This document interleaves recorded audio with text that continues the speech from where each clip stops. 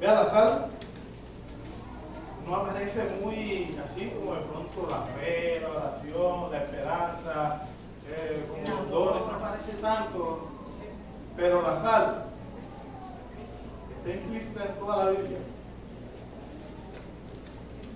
y tiene un grande valor. Y ustedes la conocen. ¿Para qué sirve la sal? Yo me pregunto, dicen que para sazonar. Sirve también, en la antigüedad lo utilizaban para purificar, para conservar. Imagínense, uno era chiquitico y todavía había neveras de cubor.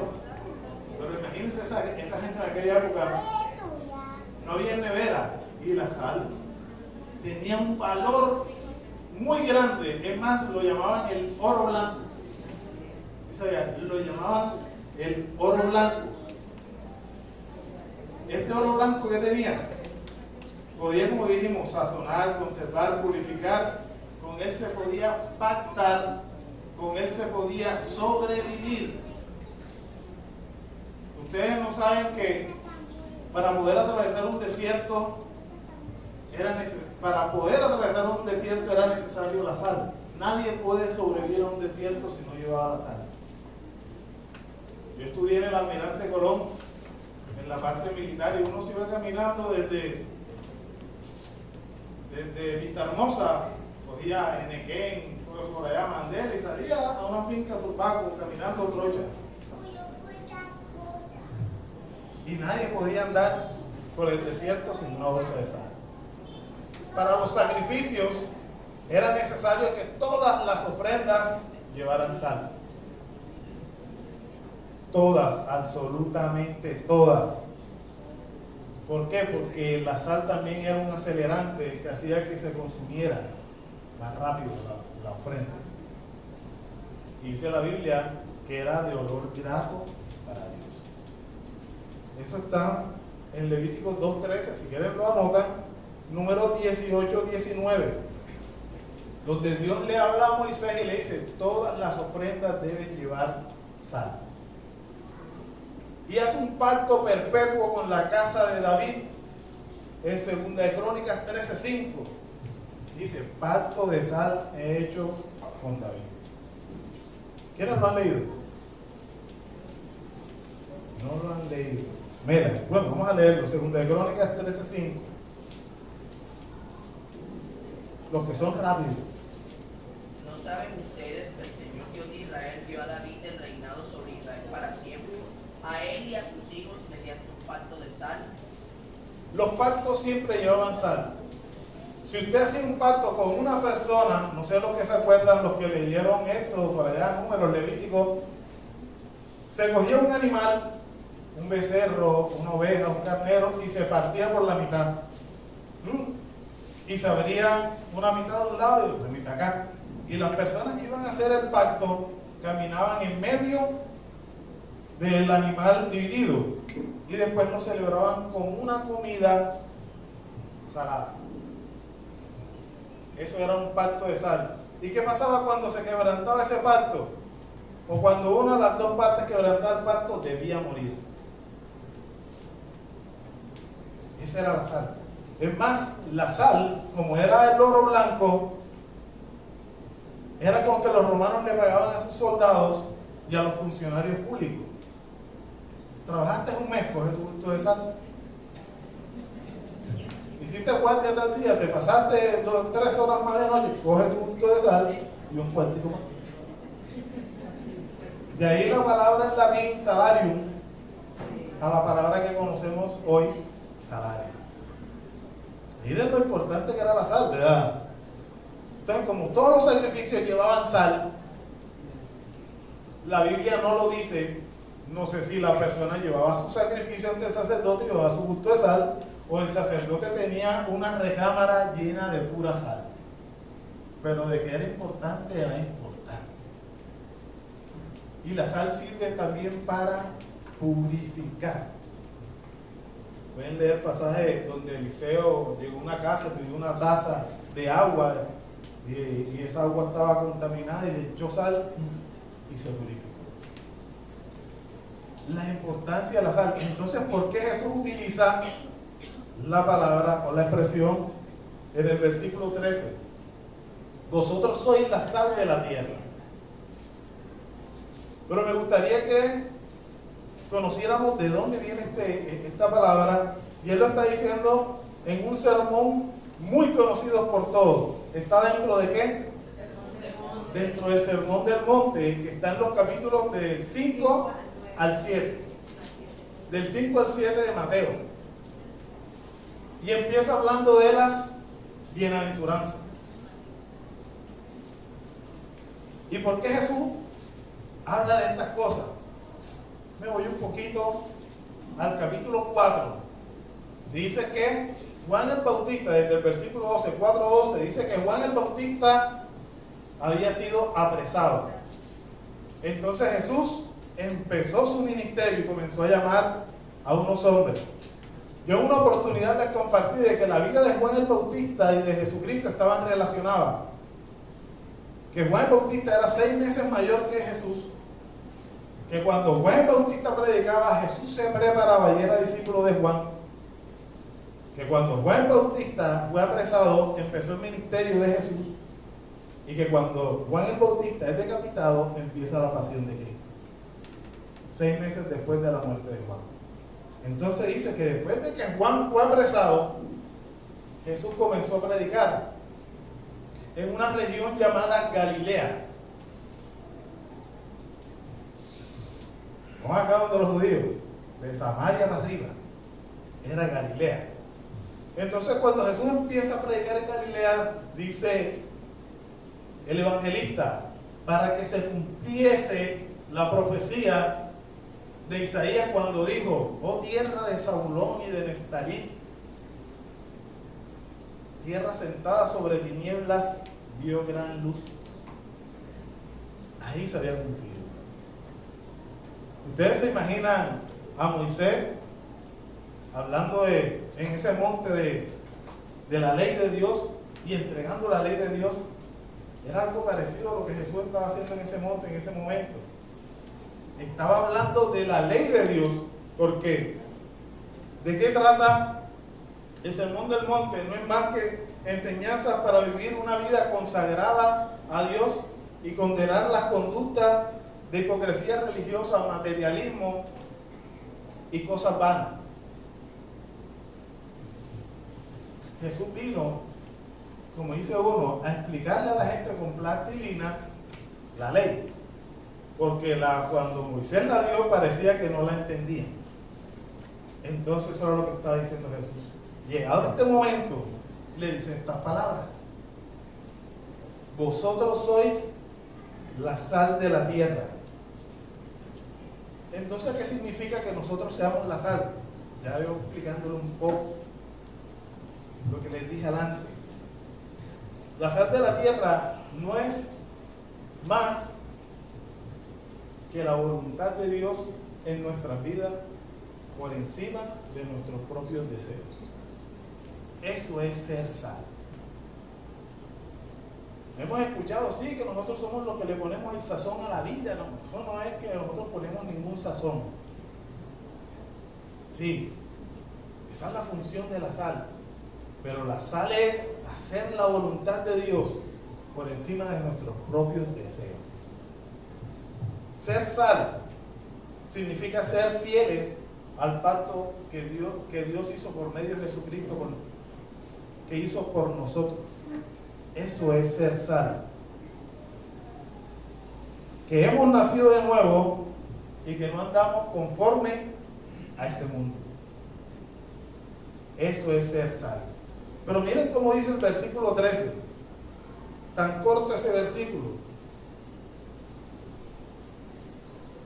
Y que poco también se habla de él. Ay, ¿qué pasa si la sal pierde su sabor? ¿Qué dice el texto? ¿Qué pasa si la sal pierde su sabor? Se vuelve insípida. Y aquí está el nombre de la prédica en esta mañana. Se llama salado, nunca insípido. Yo estaba buscando pacto de sal, no. Salado, nunca insípido. Cuando uno le hablan de algo insípido, uno dice como que, y suena raro, ¿verdad? Cuando una persona la tratan de insípida, es una ofensa. Bien, eso es una ofensa. Bien, pero no nos ofendamos, eso dice que nosotros, como sal, si perdemos el sabor, no podemos volver insípido. Y yo busqué un sinónimo de insípido. Adivinen qué me salió. Desabrido.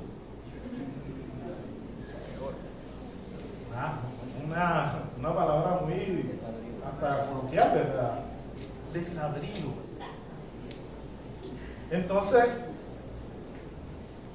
nos hablamos de cuándo la sal pierde su sabor. Y yo me preguntaba, ¿será que la sal puede perder su sabor? ¿Ustedes qué dicen? Sí, ¿verdad? Yo estuve buscando, yo no estudié química. Pero la sal es conocida como el cloruro de sodio, compuesto por dos elementos, componentes, moléculas, no sé, que son un ácido y una base. Que la base es un hidróxido, esa es la palabra. Un ácido más un hidróxido componen esta. Su composición es tan fuerte que ya no pierde su sabor,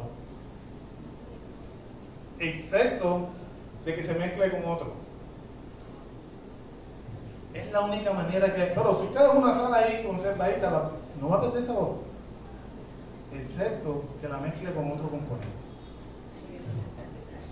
Que la mezcles con agua. Sí, el agua queda salada, pero ahí la sal, ¿dónde está? Ya no es pura. Es más, la sal que nosotros consumimos en casa, que la llaman refinada, la refinan con yodo. Entonces le echan otro componente, ya no es la sal pura, porque la sal pura es como un cristal. Es una escamita. ¿Y qué pasaba en la antigüedad? Que esta sal la guardaban en recipientes de barro. Y cuando este recipiente de barro lo cogía la humedad, o lo tenían en el suelo y se mojaba el frasco de barro, se dañaba y no lo podían usar. Entonces, ¿qué pasaba? Lo tenían que botar.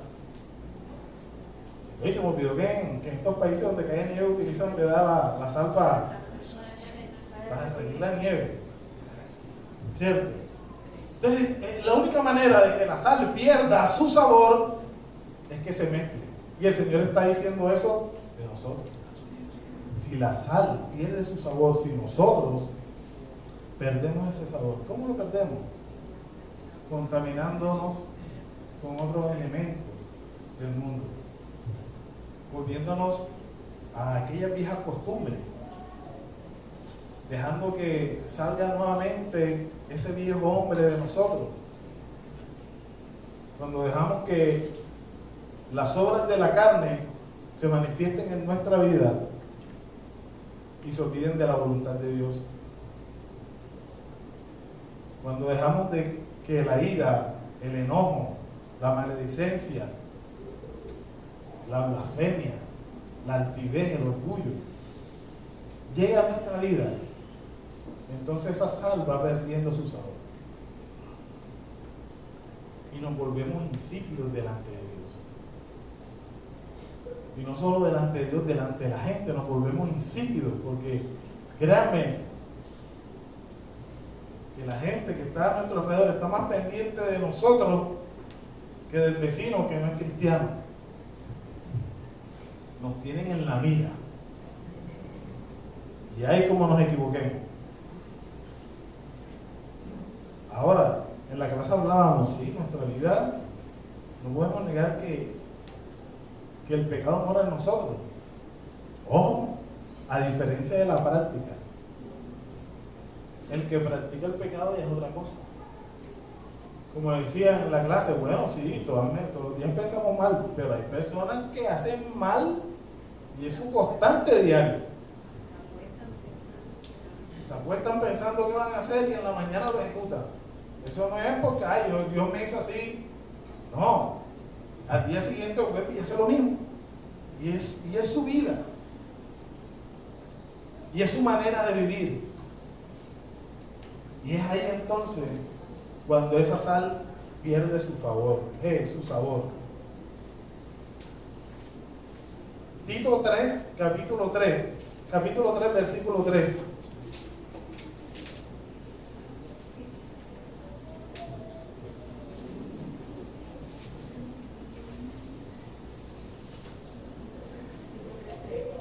Dale, Sara. Porque nosotros también éramos en otro tiempo insensatos, rebeldes, extraviados, esclavos de concupiscencias y deleites diversos, viviendo en malicia y envidia, aborrecibles y aborreciéndonos unos a otros. Hermano, y no éramos nada de sal, no éramos ni siquiera un ácido, no teníamos ni siquiera la otra mitad, ¿verdad, Andrés? No teníamos ni siquiera la base. Cuando estas cosas, cuando dice Tito, antes éramos así, pero cuando recibimos a Cristo, venimos a ser sal. Entonces, ¿qué tenemos que hacer? Cuidar la pureza de la sal. ¿Para qué? Para que no pierda su sabor. Y debemos hacer lo posible para que no se pierda ese sabor. Es como cuando la Biblia dice que no eres ni tibio ni caliente, entonces te vomitaré de mi boca. Ese vomitar de la boca del Señor yo lo relaciono con ese insípido, así como que desagrado. Pero ahora vamos a otro texto donde también hablan de la sal. Marcos capítulo 9.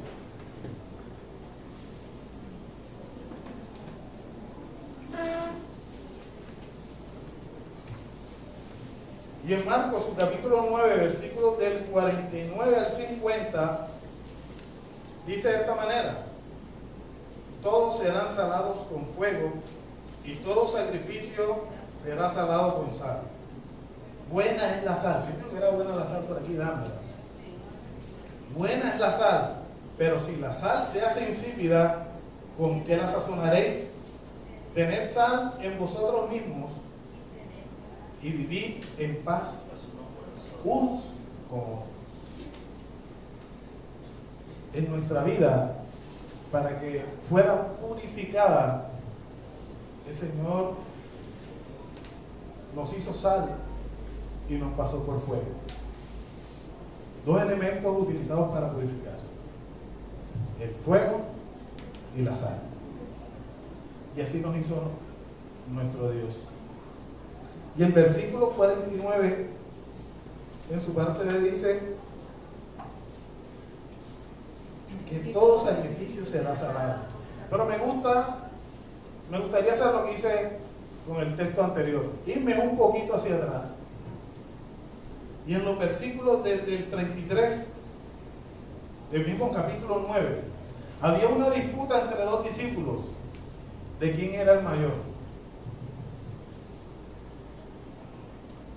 Y ustedes saben la historia. Jesús les dijo quién debía ser el mayor. Y después dice que había un hombre que estaba echando fuera demonios, y dijeron los discípulos: Señor, allá hay un hombre que está echando fuera demonios y nosotros se lo impedimos. Y Jesús le dijo: pero no se lo impidan, el que no es contra nosotros, con nosotros es, dijo Jesús. Y después dice que Jesús tomó un niñito y le dijo: el que haga tropezar a uno de estos pequeñitos, mejor le fuera que sacar una piedra de molino al cuello y se arrojara al mar.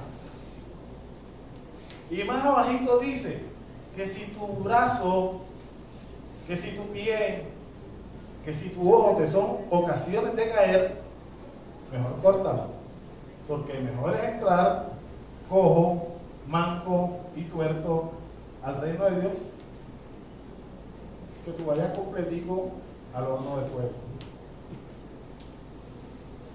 Viendo esto, después de esto vienen estos dos versículos. Jesús le está diciendo: ustedes son sal. No pierdan su sabor en cosas sin sentido. ¿De quién es el mayor o quién es más importante? No, que yo, porque yo enseño, porque yo oro, porque... No, En el reino de Dios todos somos iguales. No pierdas la sal en eso. Los discípulos estaban celosos porque ellos no podían sacar demonios. Y Jesús los reprendió. Dice, esto no sale sino con oración, ayuno. Pero había alguien que no andaba con Jesús, echaba demonios.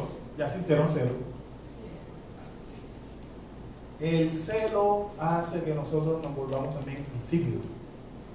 Aplíquelo para todas las áreas de la vida de nosotros, en el trabajo, en la casa, en el deporte, en la iglesia. Y después dice, el que se meta con uno de estos pequeños, o sea, el que lo haga tropezar. ¿Quiénes son esos pequeños? Son aquellas personas que están llegando a los pies de Cristo. Que Dios está haciendo un trabajo maravilloso con estas personas. Que están recibiendo discipulados. Que se conectan a las reuniones, que van a las reuniones, que vienen a la iglesia, que todavía no se han bautizado. Pero hay de aquel que sea piedra de tropiezo para ellos, porque va a dañar el trabajo que Dios está haciendo. Dice, mejor es que te amarres una piedra. Claro, es algo simbólico, ¿verdad? Como le llaman en la clase, hay. Dice, hay. ¿Cierto? Y después dice este tema del brazo, la pierna y el ojo. Y no es que el brazo peque y que la pierna peque y que el ojo peque. Porque ni tú quitándote el ojo, ni la pierna, ni el brazo, vas a alcanzar la salvación. ¿Sí? ¿Te vas a salvar? No. Es lo que hay en el corazón del hombre. ¿Por qué? El pueblo anteriormente estaba familiarizado y le parecía sencillo hacer sacrificios. Llevaban su animalito, llevaban la sal, llevaban lo que era y calmaban la ira de Dios. Fácil, lo externo. Pero Dios estaba interesado en el ser completo, alma, cuerpo y espíritu. Por eso nosotros somos sal, porque nosotros somos sacrificios andantes.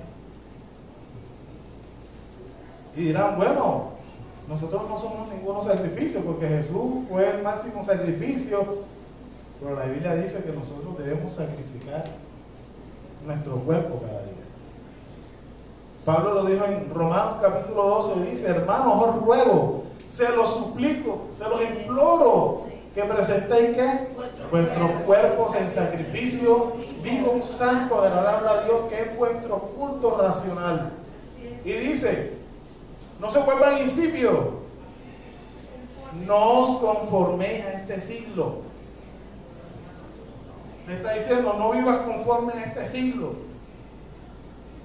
Presenta todo tu ser, todos tus miembros en sacrificio vivo y santo, agradable a Dios. El pastor dice, los creyentes somos la reserva moral. ¿Sí le gusta decir esa palabra? Somos la reserva moral. ¿Sabes por qué somos la reserva moral como él dice? Porque somos ese puñadito de sal que estamos haciendo que este mundo no esté completamente en tinieblas.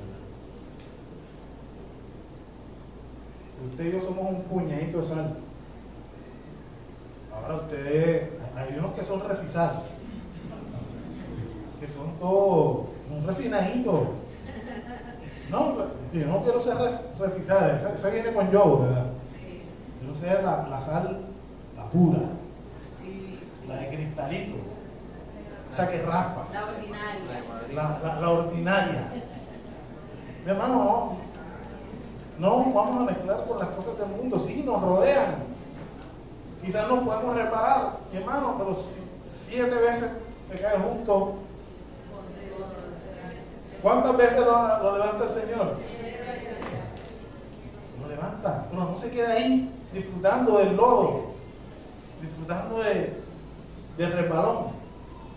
No, levántese. No dejemos que ese sabor se pierda. En nuestras vidas hay cosas que debemos sacrificar. Y usted tendrá, cada uno de nosotros tenemos cosas en particular que sacrificar. ¿Para qué? Para heredar esa vida. Al joven rico lo que tenía que sacrificar era su dinero. Y su dinero se resumía a la falta de amor hacia el prójimo. ¿Qué debemos nosotros sacrificar en nuestra vida. Como le digo, pueden ser cosas sencillas, como el resentimiento, como la falta de perdón, como la ira.